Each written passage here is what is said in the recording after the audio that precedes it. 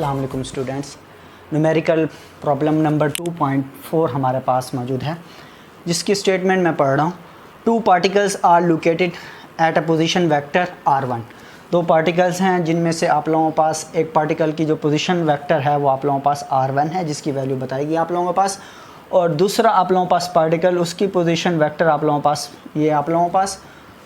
आप लोगों से पूछा जा रहा है find both the magnitude of the vectors. दोनों आप लोगों के पास पोजीशन वेक्टर की मैग्नीट्यूड कैलकुलेट करनी है and its orientation with respect to the X axis.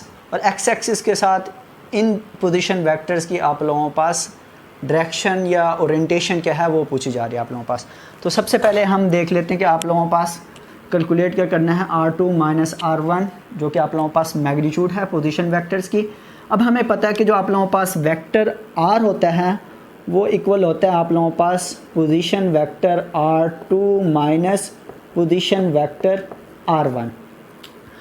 r2 आप लोगों के पास इसकी वैल्यू पुट कर देंगे यहाँ पे -2i unit vector plus 3j unit vector minus आप लोगों के पास पोजीशन वेक्टर r1 की वैल्यू है आप लोगों के पास 3i plus 7j unit vector.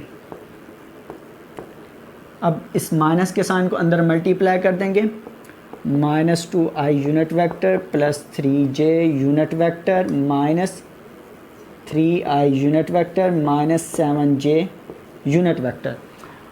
-2i unit vector minus 3i unit vector ये आप लोगों के पास हो जाएंगे -5i unit vector plus 3j unit vector minus 7j unit vector is equal to -4j unit vector आ जाएगा आप लोगों के पास। ये आप लोगों के पास वेक्टर r आ गया है जो कि आप लोगों के पास इक्वल है r2 माइनस r1। अगर वेक्टर r इक्वल है r2 minus r1 position vector के, तो अगर मैं वेक्टर r की मैग्नीट्यूड ले लूँगा तो वो मैग्नीट्यूड किसके बराबर होगी, आप लोगों के पास r2 माइनस r1 मैग्नीट्यूड के बराबर होगी। तो पोजीशन वेक्टर या वेक्टर r की आप लोगों के पास मैग्नीट्यूड कैलकुलेट करने का आप लोगों के पास मेथड जो होता है, आप लोग लिख सकते हैं इसको वेक्टर r और साथ दो बार्स लगा देंगे तो ये किस चीज़ को रिप्रेजेंट नहीं करेगा, मैग्नीट्यूड ऑफ वेक्टर r को। या सिंपल इसको आप लोग r भी लिख सकते हो।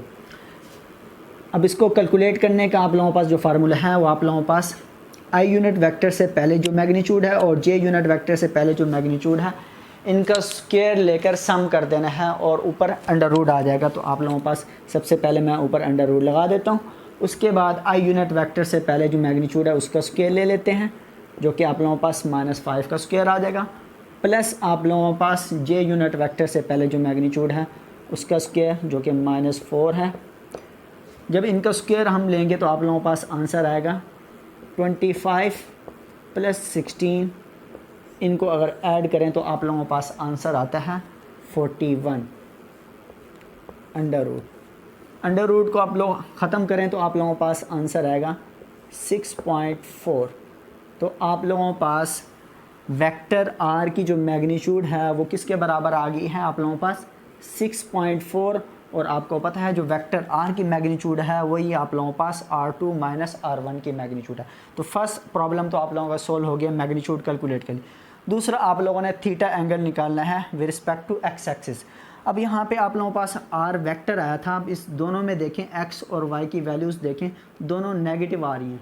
अब आप लोगों के पास यहाँ पे आप लोग देख सकते हैं कि आप लोगों के पास ये किस क्वाड्रेंट में लाई करेगा। जब आप लोगों के पास x की वैल्यू भी नेगेटिव और y की वैल्यू भी नेगेटिव होती है तो आप लोगों के पास देखेंगे कि आप लोगों के पास जो फाई है वो किस क्वाड्रेंट में लाई करता है। ये नेगेटिव एक्स एक्सिस, ये पॉजिटिव एक्स एक्सिस। यहाँ पे जितनी भी वैल्यूज़ आएंगी वो पॉजिटिव आएंगी और यहाँ पे y की जितनी भी वैल्यूज़ आएंगी वो नेगेटिव आएंगी। अब आप लोग सबसे पहले x की वैल्यू देखें -5, तो मैं -5 आप लोगों के पास यहाँ कहीं पे लाई कर रही होगी तो आप लोगों के पास नेगेटिव एक्स एक्सिस आ गया। यहाँ पे आप लोगों के पास y की वैल्यू भी नेगेटिव है, तो मतलब आप लोगों के पास जो फाई एंगल बनेगा, ठीक है, इस एक्स एक्सिस के साथ, नेगेटिव एक्स एक्सिस के साथ, वो कहाँ पे बनेगा, थर्ड क्वाड्रेंट में। और थीटा जो एंगल होता है वो आप लोगों के पास हमेशा पॉजिटिव एक्स एक्सिस से कोऑर्डिनेट तक लेते हैं जिस कोऑर्डिनेट में आप लोगों के पास वेक्टर लाई कर रहा होता है। तो यहाँ से आप लोग देखें, यहाँ से लेकर यहाँ तक आप लोगों के पास कितना एंगल बन रहा है 180 डिग्री और प्लस क्या आ जाएगा 5। तो मतलब थीटा जो एंगल है वो आप लोगों के पास आ गया 5 प्लस 180 डिग्री या 180 डिग्री प्लस 5 भी आप लोग इसको लिख सकते हैं। सबसे पहले हम क्या कैलकुलेट कर लेते हैं, यहाँ पे जो आप लोगों के पास 5 है उसको कैलकुलेट कर लेते हैं। 5 जो होता है आप लोगों के पास होता है tan inverse y over x, ठीक है। अब इस वेक्टर में आप लोगों के पास y की वैल्यू क्या है, आप लोगों के पास 4 है और x की वैल्यू 5 है। आप लोगों ने यहाँ पे साइंस को इग्नोर कर देना है, जस्ट आप लोगों ने पॉजिटिव साइन लिखना है इसके साथ। tan इनवर्स y की वैल्यू आप लोगों के पास 4 है और x की वैल्यू आप लोगों के पास 5 है। मैंने अभी बताया कि आप लोगों ने इसके साथ हमेशा पॉजिटिव साइन लेना है, नेगेटिव साइन को इग्नोर कर देना है।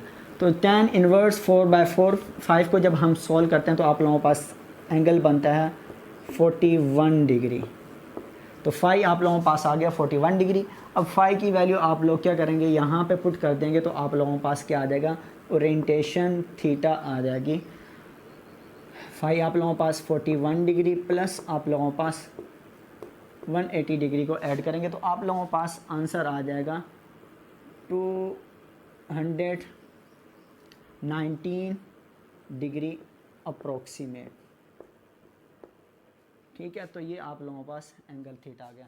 आई थिंक आप लोगों को ये न्यूमेरिकल समझ आ गया।